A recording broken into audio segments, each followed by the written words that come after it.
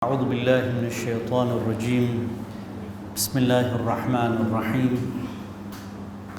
الحمد لله رب العالمين والصلاة والسلام على سيدنا ونبينا محمد وأهل بيته الطيبين الطاهرين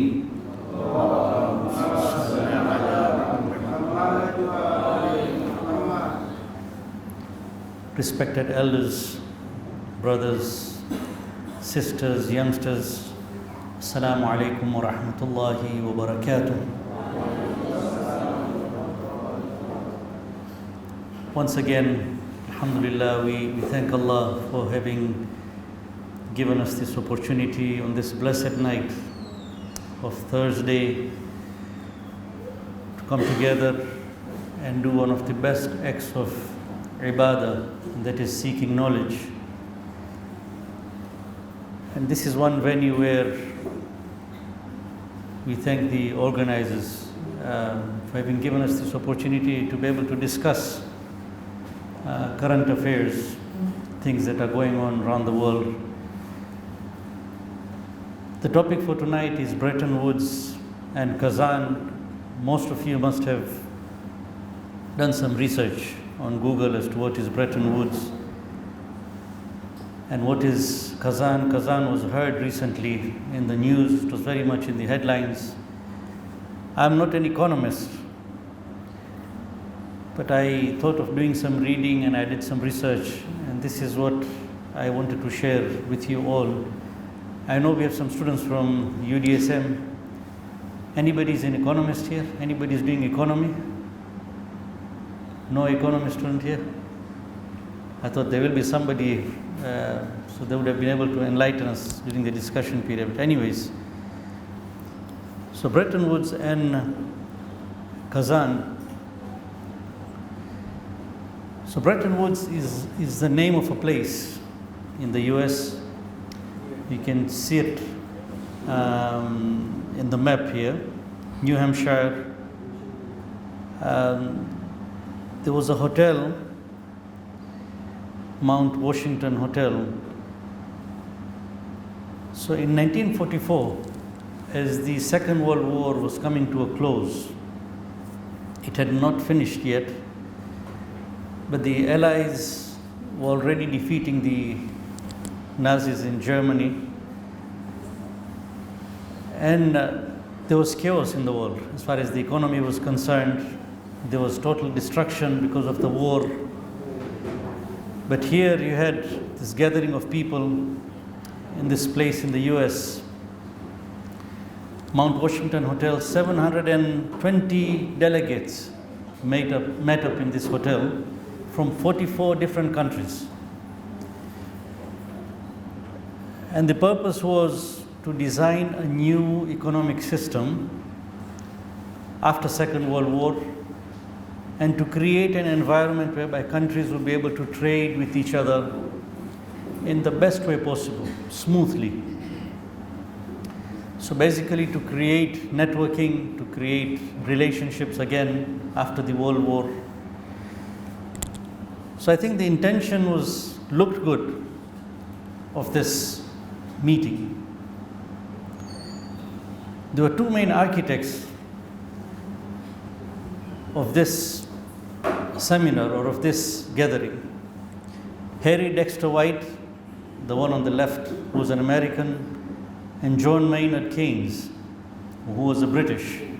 They were the main proponents of the Bretton Woods Treaty or the Bretton Woods system. And they were not on the same page. They had their differences, but they proposed it to this 720 delegates from 44 different countries. There were African countries also that were represented. And finally, the meeting went on for almost 3 weeks, 22 days, they said. And finally, they came up with a system to facilitate this trade between countries. So definitely we had countries which had a surplus. So we had the developed countries and the developing countries, the first world countries and the third world countries. So there were some countries which had a surplus, and most of the countries had a deficit. The global north and the global south.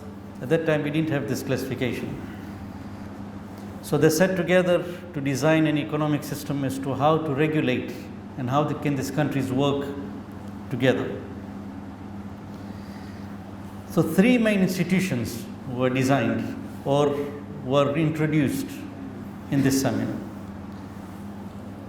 One, of course, was the IMF, International Monetary Fund. So the primary function of this institution was to regulate the exchange rates. So as the countries will be trading with each other, they'll all be having their own currencies. So those exchange rates need to be regulated. What was happening was countries were devaluating their own currencies to be a better exporting entity so that they can export their goods and make more profits. So there was no control. So IMF was introduced that they will come in and regulate the exchange rates between the countries. Not only that, but countries that are in trouble, so countries that are in deficit, for example, IMF would come and advise them. Okay, you're in deficit, this is what you need to do to improve your economy. So this was the primary function of IMF. And then you had the International Bank for Reconstruction and Development, IBRD, which has now become the World Bank. So in this seminar, they said one of the main things that drives wars, that causes wars, is poverty. People are poor, and this is one of the reasons people fight. So we need to have a bank that will give money to these poor countries so that they can become rich and eliminate poverty. So they can have projects in their countries to eliminate poverty. So this was the World Bank, International Bank for Reconstruction and Development. And the third was the World Trade Organization, the one that you see in the middle here. World Trade Organization was brought in to settle disputes. Naturally, when countries trade with each other, they will naturally have disputes. So there is regulation that is needed, and inevitably there will be conflicts. So whenever there are conflicts, the World Trade Organization would come and sort out these conflicts. So these were the three institutions that were created. But then there was something important that happened. By that time, the US was already an economic power, and they were holding 60 to 70% of the world gold reserves. So all the gold in the world at that time, 60 to 70% was held by the United States. And what they said was every currency around the world should be pegged to gold. But now all the gold was in the US. So what they did was they pegged the US dollar to gold. They set a fixed rate, $35 per ounce of gold. Then whoever wanted gold, so they pegged all the other currencies around the world to the US dollar, because they said we don't have enough gold for everybody. So whoever wants gold now, you peg your currency to the US dollar. And US dollar will be equivalent to the gold that we have, $35 per ounce. So this was the calculation that was created with the Bretton Woods agreement. So I think so this diagram explains. You have gold, it was pegged as $35 an ounce to the US dollar. And then all the other currencies, so British pound, Dutch marks, the French currency, and all the countries around the world had to peg themselves to the US dollar.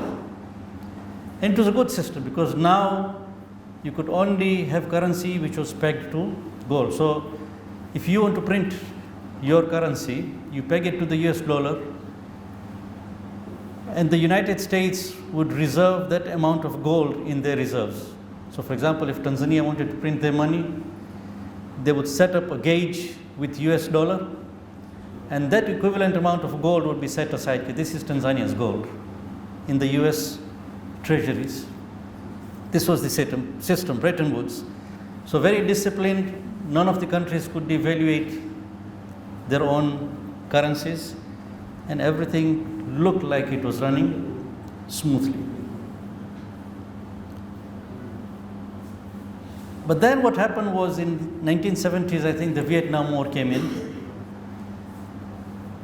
and countries realized that the US, the United States, is spending more, so they're printing money, they're printing US dollars, and they're using up all this money, which is more than the gold reserves that they have. Because the need was such. There was a war that they had to fund. So they were printing US dollars, but it was not equivalent to the gold that they had in their reserves. Hope it's not too complicated. So the French were the first one to wake up. They said, aha, there's something fishy here. So instead of buying dollars, they told the United States, we want our gold. You don't give us US dollars now. We want the gold that is there in your reserve. So don't keep it in your reserves, you give it to us. We will save it. So transport it to us, and we will keep it in our reserves. The US could not say no. So that amount of gold was removed from the US reserves and sent to France. And all the other countries woke up. Germany said, we want gold. And all the other countries said, no, we also want gold. We don't want the US dollar now. We want the gold in your reserves. So the US realized that the gold in their reserves was going down, and they were worried. So 1971, President Nixon came in and said, we suspend the Bretton Woods Agreement. We are no longer going to peg the US dollar to the gold reserves that we have. We are not going to follow this Bretton Woods Agreement.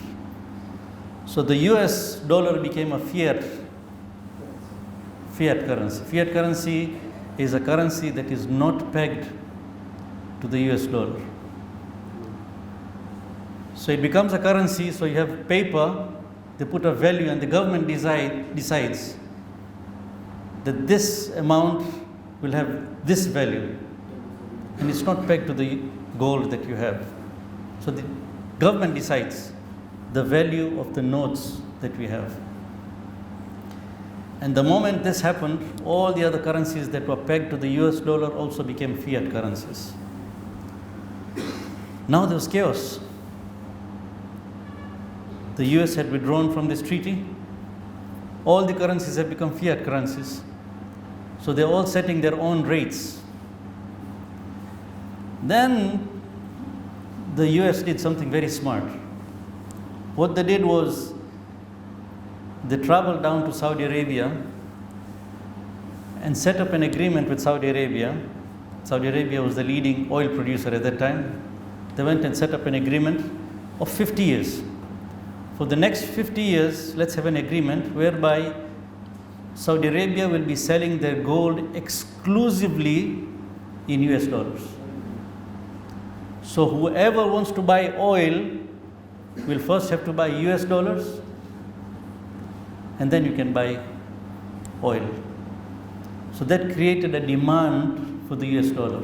So after Bretton Woods, the US dollar briefly went down, but when they signed this agreement again, the US dollar again was in demand.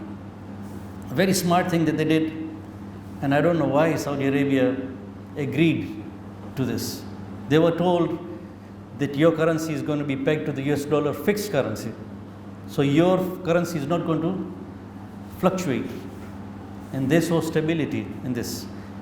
And in return, they were given a chance to invest in the US Treasury bonds. We'll come to that later on. What are the Treasury bonds? The US Treasury bonds.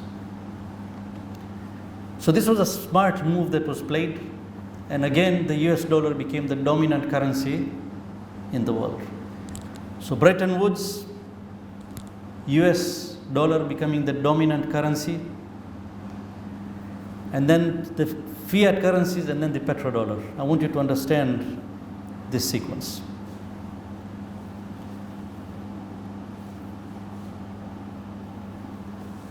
And then, briefly, I want to discuss the US debt now.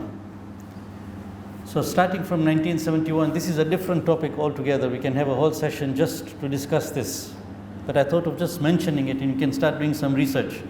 And it's important to know this. So right from 1971, when the US detached itself, US government detached its currency, the US dollar, from gold, it became a free bird. So they just started printing money. And the demand was there, so they started distributing it around the world. And they started going down in debt. They did not have that much money, so they were taking debt from the US Treasury. And the debt has not recovered since then. To date, the national debt of the United States is $35 trillion. It has not recovered. So they have such a big debt, the national debt. Kukopa ni harusi, kulipa ni matanga. In Swahili they say, for as long as there's money, keep on taking loans and do whatever you want. So the wars that are going on just now, the way the US is funding it, the United States government is funding it, it's all loan money. It's not money that they have. Printed money just going around. And now, to facilitate this loan, so the US government is taking a loan from the Treasury, and then to fund this loan, they started floating Treasury bonds. And these were bought by all these countries. So today, you have China, Japan, if you see Hong Kong, Ireland, Luxembourg, United Kingdom, Saudi Arabia, Brazil, all of them have bought this treasury bonds. So basically, these loans have been transferred to these countries. These countries that are mentioned here are the ones that have funded this loan of the United States government. So $35 trillion in the form of treasury bonds, and these countries have bought these bonds. They're getting some payment, but they're also funding it. So they call this a Ponzi scheme. Ponzi scheme, you find 3 investors who come and invest in your business, and then you have to pay them profits. But you don't pay them profits. You keep the profit to yourself. What you do is, you look for 5 more investors who invest in your business. You take their money and you pay the first 3 investors. And then after a while, you look for 10 more investors who will pay the 5 investors. And then you look for 15 more who will pay the previous. And the profits are being sucked out. So you're just taking one person's money and you're paying the other, while your profits, your business is prospering. It's called a Ponzi scheme. This is all in the internet. You can follow it for those who are interested. This is world economy. It's very complex. But now these countries have bought the treasury bonds. Today, they are talking about de-dollarization. They are trying to look for an alternative, but at the same time, they want the United States to survive so that the treasury bonds still hold value. Otherwise, they will also go down with the United States. So it's very, very complex. But I did not want to go into detail of this. So now we've reached a stage whereby there is weaponization of the US dollar. When you have a war, you have weapons like tanks and bombs and jet fighters. But now there's a concept, weaponization of the US dollar. So because most of the trade around the world, countries that have to buy oil, you have the SWIFT system in the world, most of them need US dollars. So the currency that is in circulation around the world, the dominant currency is the United States dollar. And they have a system whereby they say okay, everybody should put a reserve in the Federal Reserve in the US. Only then can you trade around the world. So what happens is the moment a country goes against the United States, what they do is they freeze the assets. You must have heard about sanctions. Vikwazo. They put sanctions on you. So you can't trade. They take you out of the SWIFT system, and whatever reserves you have, they hold it back. So Iran went through it after the Iranian Revolution. All the Iranian assets that were parked in the US banks were frozen. Libya went through it. Afghanistan, so much poverty, but whatever assets they had in US banks was frozen. So now US is using it as a weapon. The latest example was Russia. In 2022, when Russia went into Ukraine, the first thing that the US did was they froze the Russian assets in the US banks. Russia's total reserves were around $612 billion. $612 billion total assets. Half of it were parked in Western countries. So the moment they went into Ukraine, these Western countries decided to freeze these assets. Half of it, 50%. $300 billion were frozen. US, Canada, Australia, UK, New Zealand, and I think Japan also. And France. They froze these Russian assets. So you can imagine half of your assets are frozen. What do? You're almost crippled. But it looks like Russia was anticipating this. So they found a way out. They found a market for their oil. They started selling it at a lower price to India. And India started challenging that oil to Europe. So they've managed to bypass these sanctions. Similarly, Iran has also mastered this. Iran, after all the sanctions that were put on Iran, they mastered a way of going around the sanctions, of working around the SWIFT system. With all their assets frozen, they still managed to bypass and they prospered. And they have been training other countries now. So they've taught the same trick to Cuba, to Venezuela, and I have a feeling Russia also learnt it from them. So now the Bretton Woods agreement that was dissolved in 1971, at that time President Nixon came and said this was temporary. We are temporarily suspending the Bretton Woods, but we'll go back to it. 50 years have passed. And the temporary period has lasted 50 years. We have not seen an alternative system. And now if you understand this choking system that they have. So Bretton Woods, as much as it looked nice, and all these institutions that were created, 1971 Bretton Woods was taken out, but these institutions remained. IMF remained, World Bank remained, and the World Trade Organization remained. So they've used these tools to strangle countries. Yes. Countries that are going against their principles. And they're weaponizing the US dollar. So you can see Zimbabwe. Zimbabwe was an example in Africa. Their currency was devalued by you know how much percent? 2.2 million %. Until they discarded their own currency. They started dealing in US dollars. Now they've started recovering. And they can do that with any country that they want. They just isolate you, they put sanctions on you. So there was this strangling power that the US had and the global north, exploitative. Now mind you, Russia was a participant in the Bretton Woods conference, but they did not sign it. They did not ratify that agreement. They said, we don't find this right, and we are not in agreement with this system. But anyway, if you've understood this choking system, the weaponization of the US dollar, so now you'll understand Kazan. the Kazan conference that came in, that was held last week. BRICS 2024, Kazan, Russia. In the background, you have the Kul Sharif Mosque.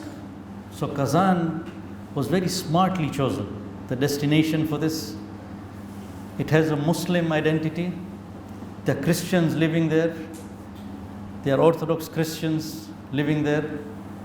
You have the local Tatars, and then you have Europeans, and there is coexistence. They are all living together at peace. George Galloway was there, and he mentioned this. When you walk around the streets of Kazan, you see coexistence. Everybody is living together. It's an example that needs to be followed by the rest of the world. And when he went through the supermarkets in Kazan, there was not a single Western product seen. So it looks like Russia has found a way out, and all the supermarkets had only Russian and Eastern goods, no Western goods.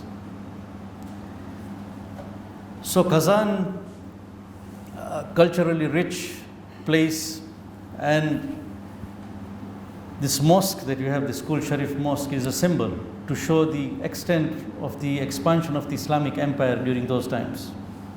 So there was a message that was being given, and it was to invite or to cater for the Western participants in this seminar. So BRICS was formed in 2009. First, it was just BRIC, BRIC, so Brazil, Russia, India, and China. And then in 2011, South Africa also joined in, so it became BRICS. But now they have been expanding, and now you have Egypt, Iran, UAE, Ethiopia that have joined in. Saudi Arabia is still on the fence. They have been invited, but they're not committing. So they're not fully fledged members, although the flag is here. But the main people who are controlling BRICS is Russia, India, China, and now Iran. They're called the RICS, RIIC.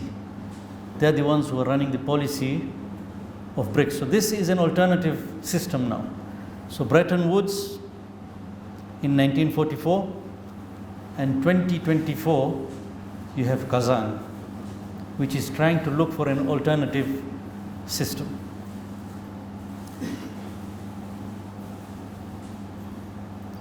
One of their main goals is to have a currency, a common currency. It has not materialized yet. You already have a digital system that they have designed. I think it's called the M-Bridge or something like that. So digitally, they're already dealing with each other. They've created a system which is bypassing the SWIFT system. So the Western system, Bretton Woods, and the one that came through that has been totally sidelined, and they're trading with each other in their local currencies. So for example, India bought all the Russian oil in rupees. They're trading with China in yuan. There was a system whereby India was also trading with Tanzania in rupees. So this is a system they're trying to create, but there's a lot to be done. Within themselves, they have a lot of differences, but they're trying to iron it out. Year after year, they're getting stronger and stronger to create an alternative system. So you have the G7, which are the rich countries of the world, and in contrast, you have BRICS now, and you have BRICS Plus. So Kazan was very, very important, as much as Bretton Woods was important in 1944 to create system of the US dollar and to make it a dominant currency. Kazan now has become a symbol for BRICS to create an alternative currency. The world has waited way too long. 1971, they eliminated the Bretton Woods exploitative system, weaponization of the US dollar, choking of US economy, of world economies, and the hegemony. BRICS is trying to eliminate this. This is Mama Samiha in Johannesburg last year when you had the BRICS summit. Tanzania was also invited, and she also had talks. So the big question here is, will Tanzania eventually join BRICS or not. So if there were some economists here from UDSM, it would be nice to have a discussion with them as to what discussion is going on in UDSM. What are they discussing? Are they studying this BRICS model? So BRICS is proposing that this currency that is going to come up is going to be pegged against gold. So they're trying to bring back the old system, to bring in discipline so that people don't exploit the world economies. There's something about the Kazan manifesto. They came up with a final message right at the end. So they had the main Kazan seminar, the BRICS seminar, and then you had the outreach. So all the countries that were invited, the Secretary General of United Nations was also invited, the Palestinian Authority were also invited. Almost 33 countries, if I'm not mistaken, were invited. 34? 34. Yeah, 34 countries were invited. So there was an outreach. Everybody was allowed to speak. And the meeting went on for 3 hours plus. People were allowed to speak and air their views about this BRICS system. So they came up with a Kazan manifesto, and it's very interesting. It says, we condemn the attempts to subject development to discriminatory, politically motivated practices. So you want to bring about development, but you put a lot of conditions. Third world countries, he says, you want to develop? We have political conditions. So this seminar said, we condemn the attempts to subject development to discriminatory, politically motivated practices, including, but not limited to, unilateral coercive measures that are incompatible with the 5 principles of the UN Charter. United Nations had its charter. Every country is equal to bring them together. But they say that the development that is proposed or that is going on just now is against the UN Charter. Explicit or implied political conditionality of development assistance activities aiming at compromising the multiplicity of international development assistance providers. So basically they want to get rid of this hegemony that is there in the world just now. This is the main aim of BRICS. There's some articles that I want you to read. We can't go into detail because of this limited time, but what was the BRICS about? What were the details that were discussed? What went on in the seminar? And what are they aiming for? So Pepe Escobar is one of my favorite analysts. He was there, he's based in Russia. And there's an article in the Cradle. For those of you who follow the Cradle, BRICS post-Kazan, a laboratory of the future. It's a beautiful article. If you want to see the details of this seminar that they had in Kazan, the 3-day seminar, this is a good article to read. So where are we heading? Imam Khomeini, may Allah bless his soul, 1979, after the Iranian Revolution, he came in and he brought about a vision which people did not understand at that time. A vision for a political vision, I would say, that was introduced in 1979. People at that time did not understand, but now it is being followed. The fruits, it's bearing fruits now after 40 years of the Iranian Revolution, as far as politics is concerned. When it comes to world economy, we have a genius in the form of Shahid Muhammad Baqir al-Sadr. He had proposed something during his time which people did not understand. Our economics. Iqtisaduna, there's a book, part 1, part 2. I have not read the book in detail, and I'm not an economist. So I started reading it and I got lost, because there are some terms that can only be understood by an economist. But this is a discussion that we can have. If you can get hold of a few economists who are well versed with the current economy, and they've studied the BRICS system, and because we are going towards the zuhur of the 12th Holy Imam, Ajjalallahu Ta'ala Farajuhu Sharif, Allahumma salli ala Muhammad. we need to work towards a system that is going to be adopted by the 12th Holy Imam. And this is a good guideline. So when it came to politics, Imam Khomeini gave us the guideline, an ideal Islamic government, the system that is there, it is becoming a model. Yes, a lot needs to be done, but it's become a role model which people want to follow now. It's become an ideal. Similarly, this man, Shaheed Muhammad Baqir as-Sadr, had proposed something about economics, which was not understood then, but is something that needs to be studied. And now that we're talking about economic systems, the Bretton Woods, and you'll have BRICS, which again will not be very ideal. But then the direction will be given by this book. Just to give you a few glimpses of the problem of BRICS. Within BRICS themselves, you have India, which is playing both sides. This time, one of the invitees, the invited people was Turkey. Turkey came in to Kazan. Turkey is the second largest army. Turkey has the second largest army in NATO.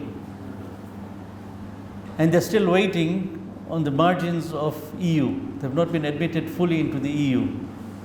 They've been waiting all this time. They've been sidelined. They've been given second-grade treatment.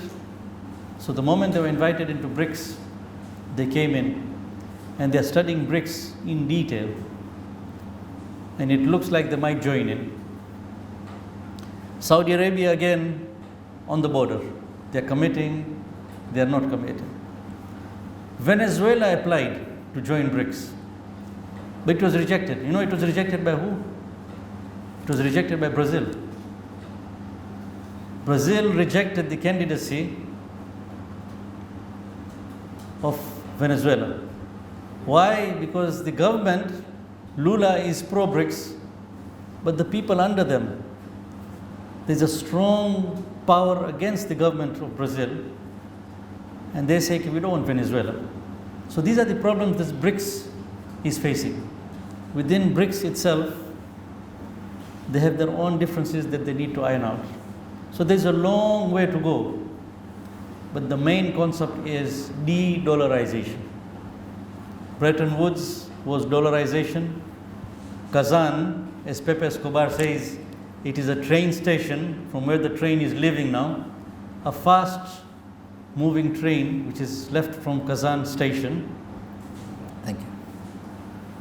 And it is going towards de-dollarization. So this is something that we need to keep our eyes open to. This is happening. We can't just ignore it, because eventually it is going to affect all of us here. The questions that we have to ask ourselves: how stable is the US dollar? When de-dollarization comes, which currency should we take? Should Tanzania join in BRICS or not? All these questions should be coming into our mind, and these should be our discussions. And we start planning from now, that where are we going to stand as and when it happens. It should not take us by surprise. If we ignore it just now, it's very likely to take us by surprise, and it doesn't look like it's going to be very pleasant, because from the way they predict, it's going to be very fast, it's going to be very rapid, so we need to be prepared. So that's why I thought of taking up this topic just as a changamoto, just to plant the seed, so we start doing our own research, and we start carrying on from here, especially because of our faith and our beliefs. We're heading towards the government of the 12th Holy Imam. So Bretton Woods, we have Kazan, and where are we heading? Where do we take our economies in preparation for the 12th Holy Imam? Inshallah, may Allah give us the enlightenment to understand what is happening around the world, and may He give us the capacity to practice what we study, inshallah. Assalamu alaikum wa rahmatullahi wa barakatuh.